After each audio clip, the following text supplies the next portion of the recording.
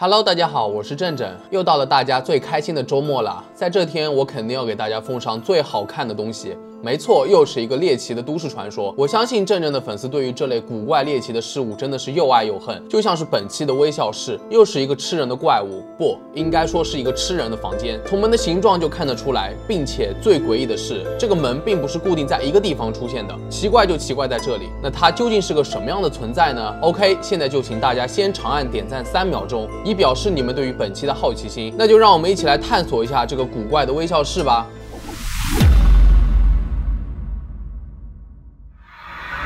微笑室的名字来源于这个房间。当一个人第一次见到这个房间的时候，这个房间的门会进行伪装。一般来说，门实际上是人性化的嘴，里面有尖锐的牙齿。而关于微笑室的目击还得始于2006年的7月27日，在加拿大安大略省奥沙瓦地区，3名少年发现了一个名为 Napes Fun World 的娱乐中心。在好奇心的驱使下，其中2名少年闯入其中，剩下的1名在外面等着他们。结果足足等了好几个小时都没有回来的人影，于是他决定自己也进入大楼寻找他们。该综合大楼内设有完整的娱乐设施，例如保龄球馆、拱廊区和丛林健身房等等。这个少年进入后，设法搜索了所有分区，路线复杂，但都没有另外2个同伴的踪迹。无意间，他在地上找到了一部手机，失主正是其中的一个失踪的朋友。当他翻看手机寻找线索的时候，里面的一张照片让他震惊的说不出话来。照片显示，在大楼后面的房间里有一个看起来像巨大的人类嘴巴，它垂直着，弯曲的牙齿表示着进入该房间敞开的门口，门上写着微笑室。这个孩子吓坏了，赶忙报了警。警方在调查失踪少年的时候也发现了这个照片，随后进行了更深入的调查。但是天不如人意，当警方到达大楼后面的房间的时候，却什么也没有发现。只有一片没有任何门或者标志的砖墙，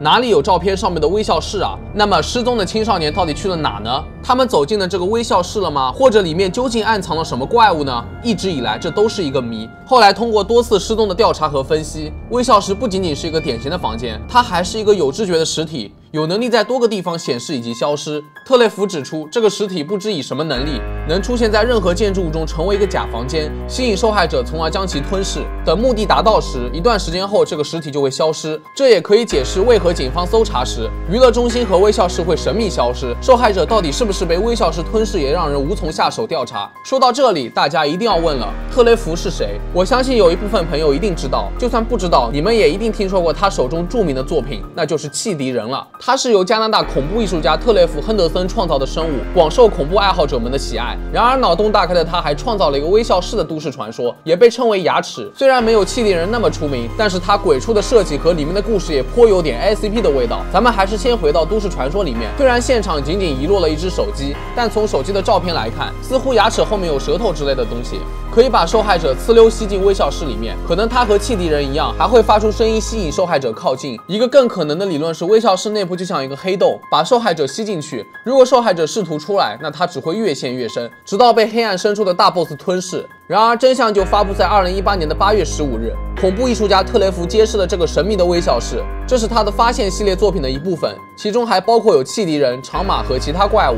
特雷弗创造微笑室的本意是指收纳实体的假房间，后来特雷弗发布了另外微笑室的照片，显示他紧紧地挤在楼梯的顶端，口齿上有短短的卷须，这更加验证了人们对于微笑室内部有神秘 BOSS 的猜想。2020年的3月26日，特雷弗发布了一张人形生物的照片，该人的牙齿与微笑室一样，顺着他的身体流下，称其为微笑室主人。这张照片似乎还暗示微笑室生物能够感染其受害者，并将其作为宿主，进一步实现其神秘的目标。不过就在这个巨大的门前，换作是我们也会觉得非常新奇。在好奇心的驱使下，我觉得正常人都会以为是游乐场的某个设施，而都会争相涌入进去。其实当我在搜索资料的时候，还发现了 SCP 基金会也写过这个，可能是最终没有完结，编号为 SCP-4级的微笑室，属于 Euclid 级的，其他描述与微笑室基本相同。其中他也写道，如果能够足够靠近这个微笑室， SCP-4级将通过一条大舌头，并试图抓住靠近他的人进行攻击。当被抓住的时候，他就会吞噬该人，没有留下任何痕迹。可能这是大家普遍都这么理解微笑室的存在吧。好了，本期视频到这里就结束了。回到正题，大家对于这位恐怖艺术家感兴趣吗？从汽笛人开始，我就一直在关注他，他的许多作品被很多网友做成了诅咒图像，再加上毛骨悚然的音乐，这些视频获得了数千万次的观看。特雷弗也成为了恐怖爱好者关注的焦点。